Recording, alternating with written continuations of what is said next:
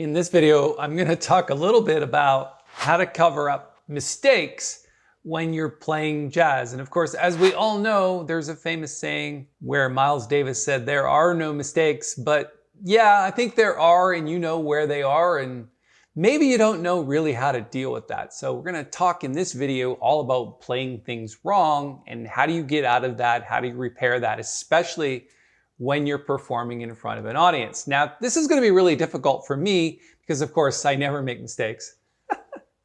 Yeah, right. Okay, so we're going to get started in just a second.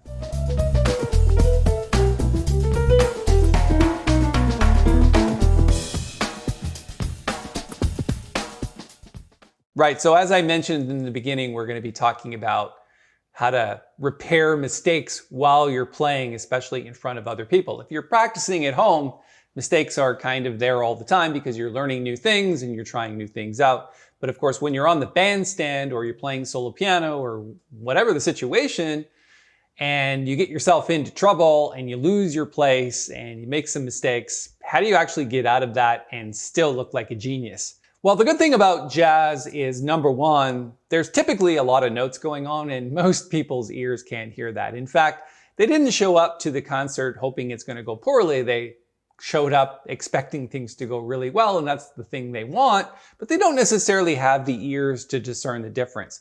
So we've been actually toying around with the tune Days of Wine and Roses the last couple of videos.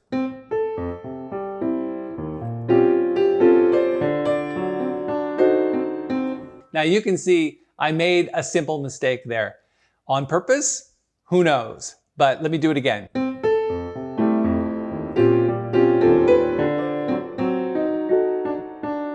But as it keeps going, it's like you don't go, "Oh, damn, let me start over again." You just keep going because most people can't hear that. There's a lot of notes in these chords and there's a lot of notes in improvisation, and they don't necessarily know which one you did and which one you didn't.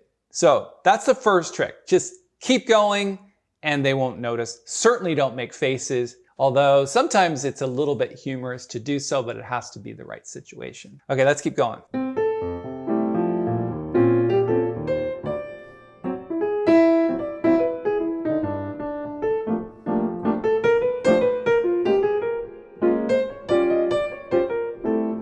So there was a situation where I got hung up. My fingers got hung up.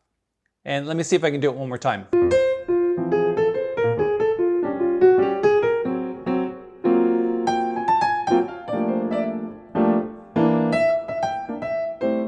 Okay, so you get hung up. The fingers don't necessarily work the way you want them to do. Again, keep going. But the other thing is to start to fill in more with the left hand.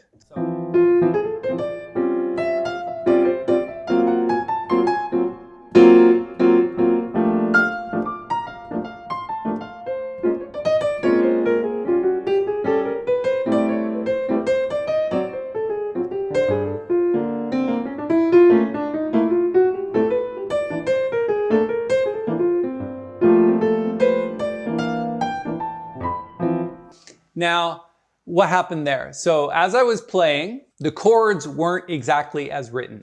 Now, what I can tell you about the tune Days of Wine and Roses is you could play 16 bars, which is the entire A section, of chords that are not necessarily correct, but as long as you're playing in the key of F, you're good to go. And sometimes even when you don't, you're kind of side slipping into other keys. It's just difference in the chords that you're playing more obvious, and the bass players are going to be like, "That was some pretty neat chord changes. I wasn't playing that at all." And I'm pretty sure most of the time they won't be thinking it's wrong.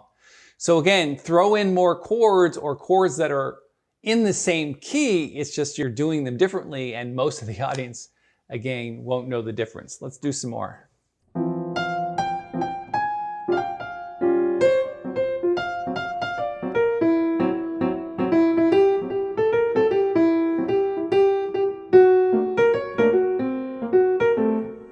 So what happened there? So I purposefully just hit a wrong note. Let me do it one more time.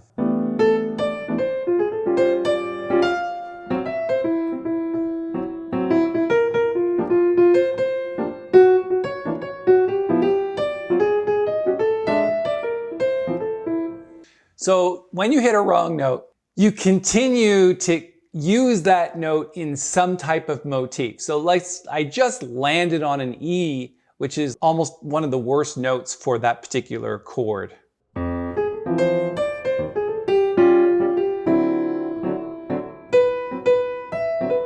And in this case, the B is the worst note in this chord. Why? Because it creates it's like what am I talking about here? It's like a major seventh in a dominant seventh chord.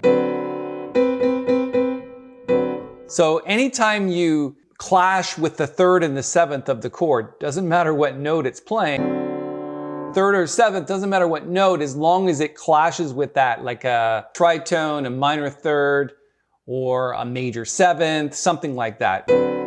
In this case, it's a major seventh with the seventh of the chord. Just harsh. Now, of course, if you fill in that chord, but still put that over D7, it's still gonna sound wrong. So what you do is you kind of like continue that note and make some type of pattern of it. Let me be as obvious as I can here.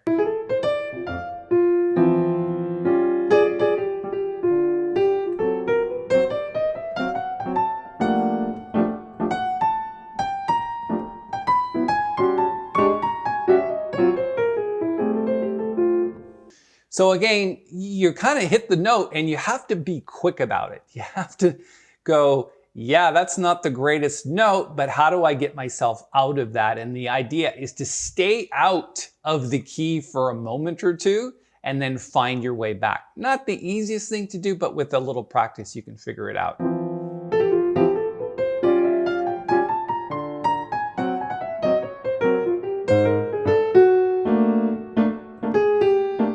Now, that's another way to approach it where you've got the wrong note.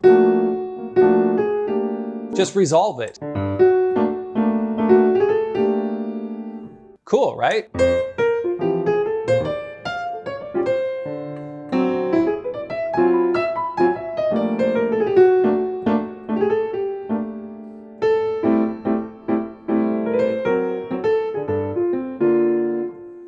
Be quick about it. Get the wrong note, resolve it, go up a half step, make it sound like some kind of passing chord or passing note, right? And that's a good one. Let me try some more here.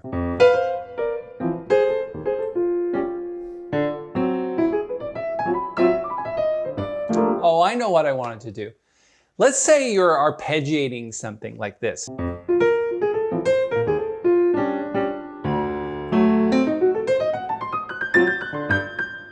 And you don't play it perfectly. Let me play it imperfectly.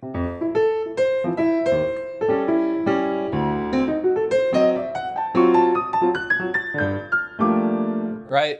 Kind of hard to do to play it imperfectly. But again, that's a situation where if the notes are blowing by quickly, the audience can't really discern.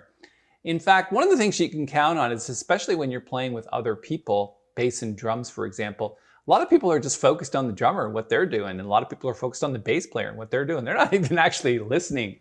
So again, don't make a big deal out of it. Just keep going.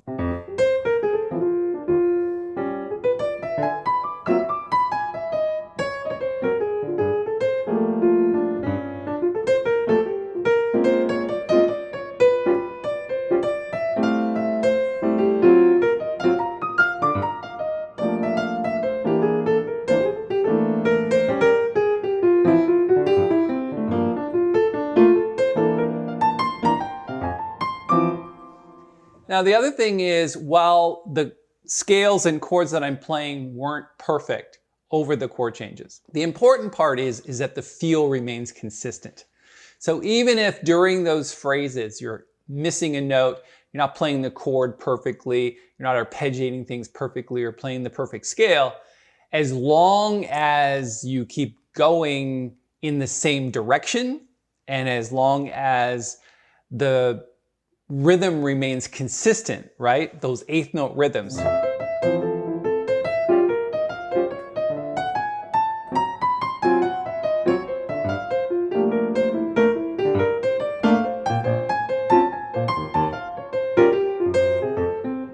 So Monk was a genius at that. Monk could play like wrong notes all the time.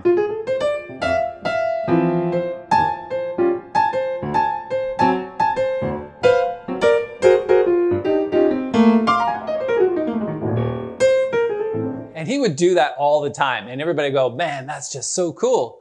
I mean, yeah, he made like a whole career out of playing minor seconds and really weird patterns, scales going down. It's like he played always the same one. Didn't matter what key he was in. He could be in the key of C.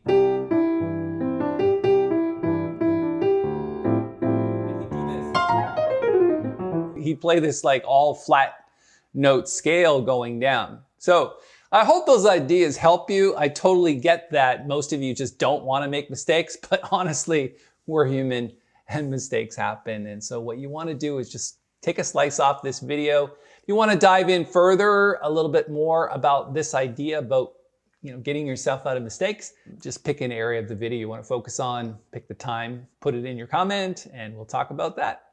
Thanks for your time. And if you'd like to, subscribe to the channel. Cheers.